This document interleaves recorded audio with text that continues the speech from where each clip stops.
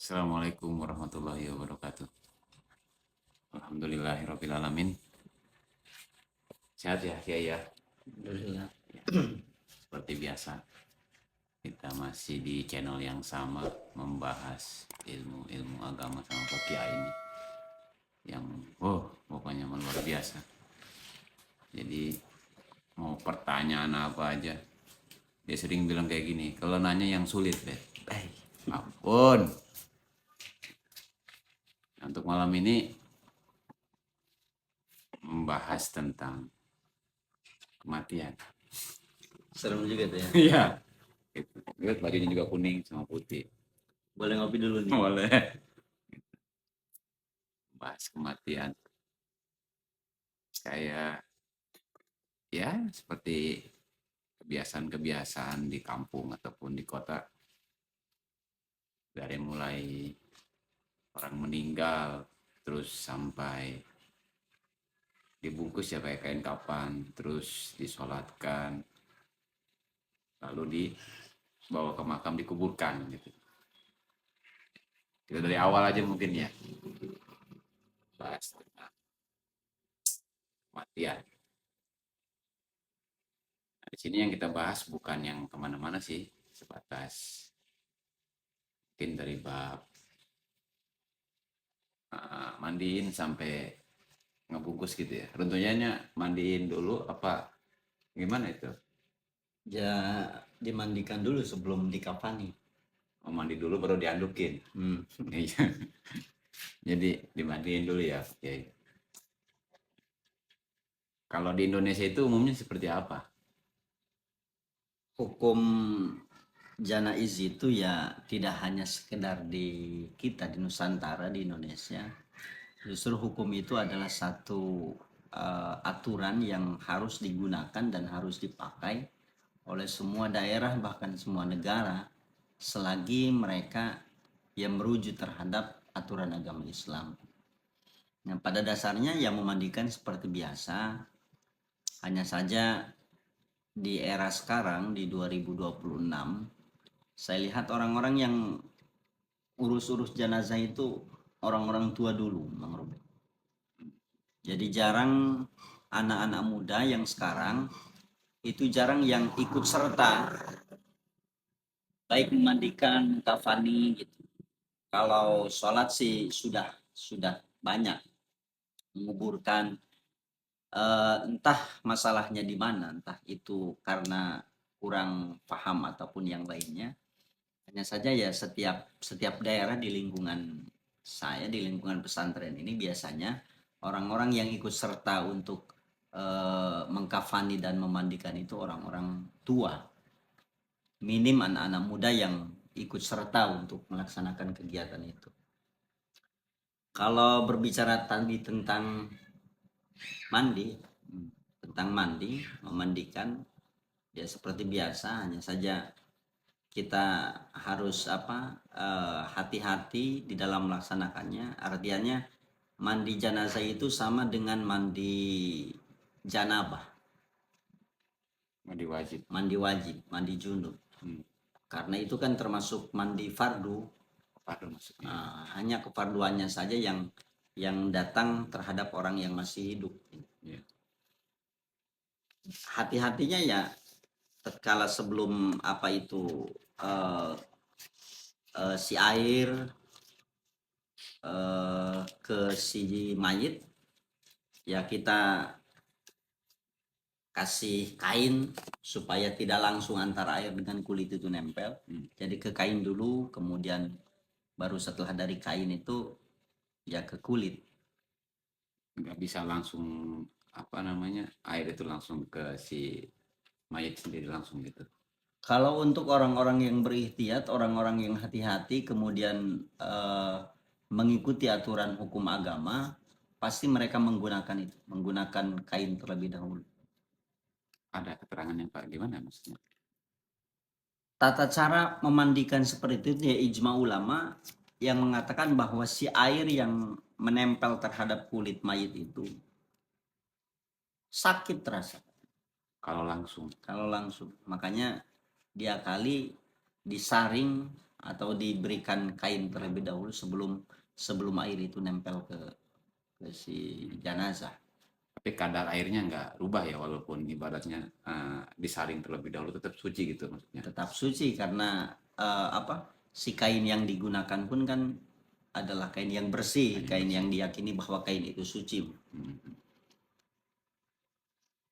Ya setelah itu ya sholat, dikafani. Hanya saja perbedaan dikafani mengrobet di kita ini, ternyata setelah saya melihat beberapa cara, beberapa daerah yang melaksanakan pengkafanan mayit itu ada perbedaan-perbedaan ulama yang membahas tentang itu. Di antaranya, kalaupun kita melihat bahwa di kita biasanya si mayit itu ada gamis. Gamis ya, iya. Ada gamis, ada apa? Sarung ya. Sarung gitu, ada bahkan ada imamah. Imamah ya. Imamah, surban yang dililitkan di kepala. Itu mazhab Imam Hanafi. Mazhab Imam Hanafi. Karena Imam Syafi'i sama sekali tidak menggunakan itu. Imam Syafi'i itu tidak pakai sarung, tidak pakai imamah, tidak menggunakan gamis.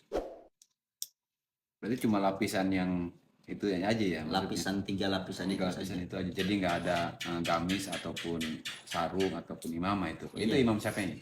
Itu Imam Syafi'i.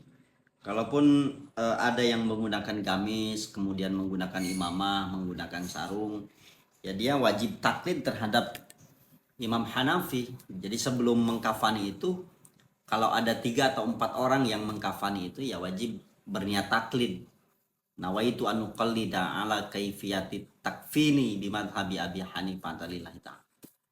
Niat saya mengkafani mayit ini dengan menggunakan madhab Imam Hanafi karena Allah Ta'ala. Itu wajib? Ya harus. Kalau seandainya memang harus pakai gamis. Ya. Gitu. Ya kan mayoritas di Indonesia ya kebanyakan gitu. Banyak yang pakai madhab Imam Syafi'i gitu ya. Tapi kalau memang yang pakai Syafi'i berarti nggak usah taklid lagi. Nggak usah. Itu cara ngebungkusnya juga berarti cuma lapisan yang 3 itu aja, nggak ada. Hanya menggunakan 3 lapis saja. Iya. Itu bagian ngapanin ya.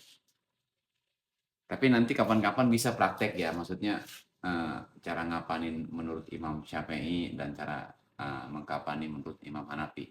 Kapan-kapan enggak? Boleh. Hanya biasa aja sedikit membahas tentang kapan. Kalau di pesantren biasanya kita sering beberapa kali praktek tentang hukum janaiz itu, termasuk masyarakat sekitar gitu, latihan untuk bagaimana caranya untuk mengkafani, karena batasan si gamisnya pun itu diatur oleh Imam Hanafi.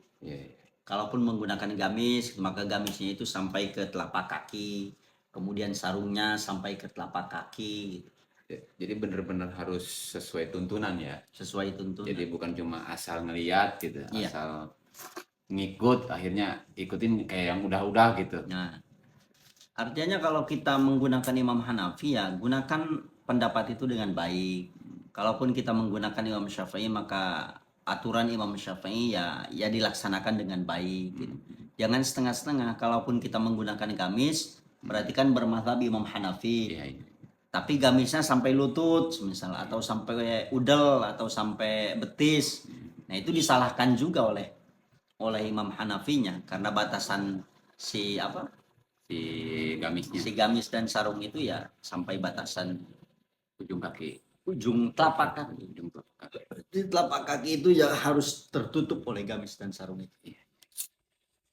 Terus batasan sarungnya apa seperti biasa kita pakai sarung apa gimana itu? Kan biasanya kalau kita pakai sarung itu di atas mata kaki. Kalau ini gimana itu pakai? Ya kalau itu kita merujuk terhadap orang-orang yang masih hidup ya. Tapi kalau orang yang meninggal kan tidak, hukumnya qodiyahnya bukan lagi seperti orang yang masih hidup. Dan perlu diketahui Mang Robert bahwa itu pun sarung yang sebetis yang diperintahkan oleh Rasulullah itu untuk menghargai ahlus sufah itu. Jadi ahlus sufah itu orang-orang yang tidak punya rumah, mereka tinggal di emper-emper masjid, kemudian ya di pinggir-pinggir masjid gitu. Baju mereka itu sudah kecil lantaran tidak punya baju lagi, ya mereka pakai aja. Maka Rasulullah memerintahkan terhadap sahabat yang lain untuk memotong gamis-gamis mereka supaya sama dengan ahlus sufah. Artinya tatkala ahlus sufah itu melihat para sahabat yang lain sama modelannya kayak mereka, nah hati mereka sekiranya terjaga daripada sakit hati. Iya, menghargai lah. Kalau tadi berbicara tentang si mayit, ya tentu qadiyah mayit itu ya berbeda dengan qadiyah kita orang-orang muslim yang masih hidup di alam dunia.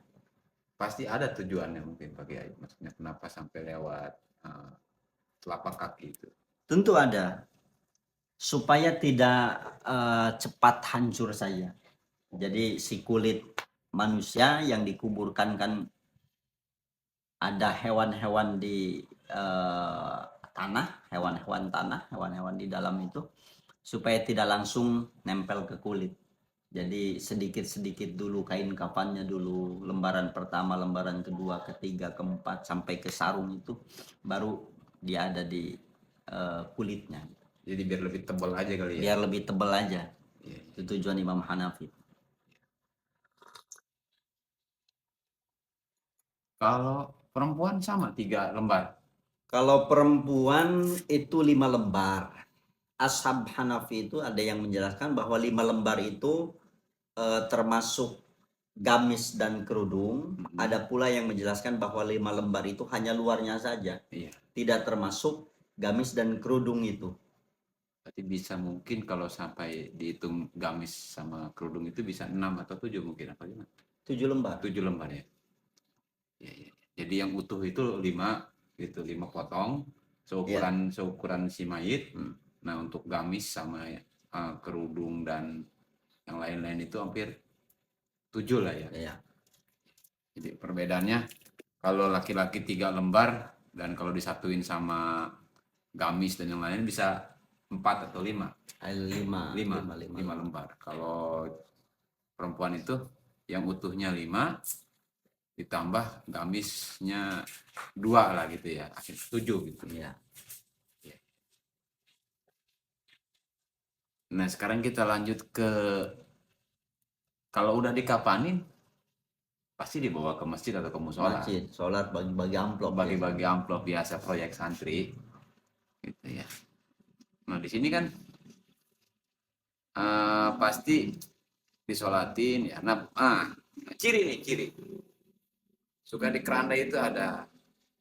Kalau laki-laki itu apa tandanya, kalau perempuan saya pernah lihat ada ini apa namanya sorban ya. Oh, sorban di atas keranda itu. Sorban, nah itu bentuk Ya. apa, ciri laki-laki apa ciri apa itu? Sorban di atas keranda itu ya baik laki-laki maupun perempuan, kain di atas keranda, sorban ataupun kain sarung biasanya disimpan di atas keranda untuk sebagai penanda.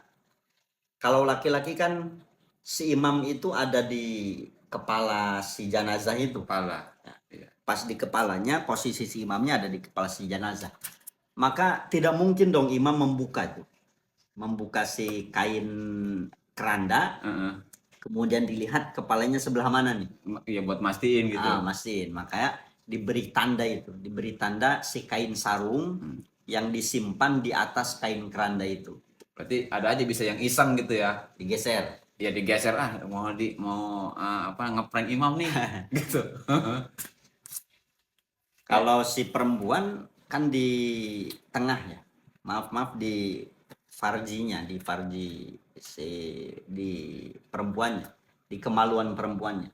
Maka si kainnya itu ya simpan di tengah. Di tengah. Mungkin bujal lah ya, di pas bujal mungkin. Di bawah bujal. Kemaluan. Di bawah bujal berarti. Itu ciri kalau itu perempuan. Kalau perempuan itu. Nah, untuk si imamnya Si posisi imamnya ya sholat posisinya di situ. di situ Di juga situ. gitu. Jadi walaupun dia pokoknya gimana ada cirinya aja ya Ya. gitu. Nah, masalahnya sekarang ciri baik perempuan maupun laki-laki ada di kepalanya saja. Padahal itu ciri untuk menyolatkan. Adapun setelah disolati, misal, ataupun setelah disolati si kain itu mau ditutup lagi pas kepalanya ya tidak masalah. Yang penting asal buat ciri aja gitu ya. Untuk ciri si imam saja supaya tidak keliru. Iya iya iya. Jadi jangan sampai si imam itu ya tadi kena prank itu. Disangka kepalanya rupanya kakinya. Banyak kaki. Ah, ini semakin menarik ini.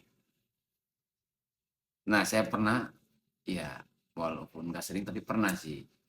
Ya biasa kan saya walaupun ikut-ikutan juga pernah aja ikut sholat-sholat jenazah biasa. Ya. Lumayan. Ya. Jadi biasanya kan 4 takbir ya. 4 takbir tuh. Gitu. Kayak ya 4 takbir lah. Nah, saya kena prank waktu itu. Yang 5 ini saya mau baca apa? Jadi itu 5 kali takbir. Oh, jadi si imamnya itu 5 kali takbir. Iya. Saya nunggu salam, kok rupanya takbir lagi. Ada itu pernah di zaman Rasulullah dulu, Rasulullah menyolatkan Ashama. Ashama itu satu raja, dikenal lakobnya, dipanggilnya kebiasaan orang Habasyah itu Najasyi. Najasyi itu adalah raja orang Habasyah. Nah, sholat Rasulullah itu dengan 5 takbir itu. Waktu si raja itu meninggal. Nah, waktu raja itu meninggal, disolati oleh Rasulullah dengan 5 takbir. Pantas itu kan 5 ya. Ini buat sekarang nih, baiknya gimana itu kan tadi kisah tentang Kanjeng Nabi ke raja siapa tadi raja Ashama. Ashama gitu. Nah untuk zaman sekarang gimana Pak Kiai? Maksudnya apa kita ya walaupun itu Kanjeng Nabi ke raja sampai kayak gitu, terus buat sekarang kayak gimana? Kalau untuk sekarang ya baiknya tidak digunakan lah, karena Nabi pun semenjak menyolati Ashama itu atau raja dari Habasyah itu, ya beliau Rasulullah itu tidak lagi menyolati mayit dengan lebih daripada 4 takbir. Maka daripada ulama mazhab itu yang mengatakan penafsiran riwayat tadi ya, Iya. mengatakan bahwa inna sholata ala najasyi minal khosois. Sesungguhnya sholat jenazah ketika pada waktu itu untuk menyolati Raja Habasyah itu bagian daripada perkara yang khusus lah. Karena Nabi pun setelah itu tidak lagi menyolati jenazah dengan lebih daripada 4 takbir. Iya, normal lagi lah gitu. Normal lagi lah, jangan sok-sokan kita. Iya, iya, iya. Kalau ngaji hadis, ya memang di hadis mengatakan ada yang 4, ada yang 5. Kemudian kita dengan hebatnya karena Kanjeng Nabi melakukan gitu. punya keterangan, padahal kita tidak membuka tafsir hadisnya. Iya. Bahaya juga ya. Bahaya juga kita. Penyesatan terhadap umat nantinya. Bisa kemana-mana itu ya. Nanti kalau dibiarkan seperti itu ya kemungkinan ada yang pakai ruku juga nantinya. Oke, mungkin itu cukup seputar apa namanya menyolati jenazah. Mungkin cukup lah ya. Oke. Kita lebih disingkat lagi. Nah setelah itu kan Ada lagi nih. masih banyak ya, masih banyak. Itu masih seputar itu masih banyak. Ya maksudnya saya biar lebih tahu aja gitu sambil ngonten saya juga biar ikut tahu gitu. Setelah disolatkan beres selesai, nah pasti kan diiring tuh Ya. Diiring sampai ke kuburan lah. Cuma di perjalanan itu uniknya ya variasi gitu, karena juga saya kan orangnya nggak enak diam juga ya, kadang di sini di sana gitu. Yang kebetulan saya di Serang nih sekarang karena istri orang Serang. gitu. Kebiasaan di Serang, kebiasaan di Tangerang itu beda-beda. Jadi di saat ada yang ngiring jenazah itu, si jenazahnya di depan, terus yang ngiringnya di belakang, terus ada yang jenazahnya di tengah, Ya. yang ngiringnya di depan gitu. Itu Hmm. gimana itu? Itu perbedaan madhab sebetulnya. Memang dari 4 madhab itu Imam Syafi'i, si pengiring jenazah itu baiknya, afdolnya itu ada di belakang. Mm-mm. Ada di depan. Si jenazahnya ada di belakang maksudnya. Jadi Imam Syafi'i berpendapat bahwa yang lebih afdol itu jenazah di belakang, yang nganternya yang di depan. Itu Imam Syafi'i Syafi'i. dengan Imam Maliki. Kalau Imam Hambali itu si jenazahnya ada di tengah, Yang ngiringnya depan belakang. yang ngiringnya depan belakang kanan kiri. Kalau Hanafi, Kalau Hanafi si jenazah yang di depan, yang ngiring di belakang yang semua. ngiring yang nganter di belakang semua. Jadi tinggal kita menggunakan madhab yang mana saja. Berarti kita harus taklid juga. Ya harus taklid karena cara menyimpan jenazah tatkala hendak dikubur pun ya berbeda Maksudnya berbeda dari setiap imam. dari setiap imam itu. eh Contoh gini, kita menggunakan madhab Imam Hanafi. Iya. Pas iring-iringan jenazahnya, si jenazah dulu, kemudian yang nganternya di belakang. Itu Itu Hanafi. Hanafi itu. Iya. Maka cara nyimpen si jenazahnya pun ya harus Imam Hanafi Waktu di kuburan. waktu di kuburan. Jadi pas si lobang kuburan, Heeh. saya contoh ya, Iya. si lobang kuburan, Heeh. ini kepala, ini kaki nih, Iya. contoh. Iya. Maka si jenazah itu disimpan di sini, simpan di sini, kemudian nanti mau dikuburkan, kepala si jenazah itu yang di sini.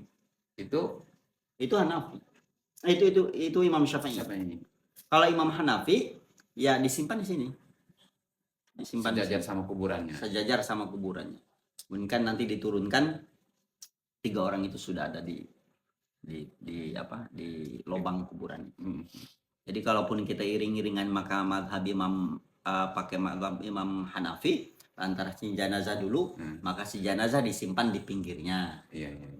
Pinggirnya. Kemudian gimana kalau kita menggunakan Imam Syafi'i yang nganternya dulu, kemudian si jenazah ada di belakang, maka simpannya ya di sini, di kaki lubang kuburan itu. Iya. Baru ke sini. Itu perbedaannya. Jadi saya harap sih Mang Robert, terima kasih juga sudah membuat channel YouTube untuk salah satu dakwah kita ya. Selain ke santri, bisa didengar, kemudian apa yang kita pahami bisa tersampaikan juga terhadap orang-orang yang mendengar ini. Ya kita sama-sama berharap bahwa memang perubahan ini tidak mudah. Tapi kalaupun tidak kita lakukan, ya akan stuck dalam posisi itu. Ketidakjelasan itu. Dalam satu qodiyah, dalam satu ibadah menggunakan berbagai imam nanti. Jadi pas ngegotong si jenazahnya ini menggunakan Imam Syafi'i, Iya. pas dimasukinnya ke Imam Hanafi misal, atau sebaliknya. Ya saya harap sih linier gitulah. Iya. Kalau Hanafi ya Hanafi, kalau Syafi'i ya Syafi'i. Jangan diacak-acak. Jangan diacak-acak. Iya, iya, iya. Nah, pasti kuburannya tuh ya. Gimana sih kalau Hanafi berarti kita nggak usah taklid. Ya taklid lah Imam Hanafi, taklid kan. Berarti kalau Syafi'i kita harus taklid ke Imam Hanafi. Iya. Kalau seandainya si jenazahnya itu ada di Pinggir. gitu.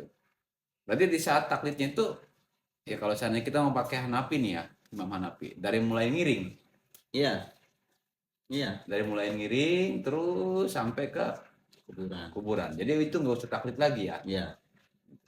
Berarti dimulai dari ngiring itu aja ya. Nah, yang taklidnya itu siapa?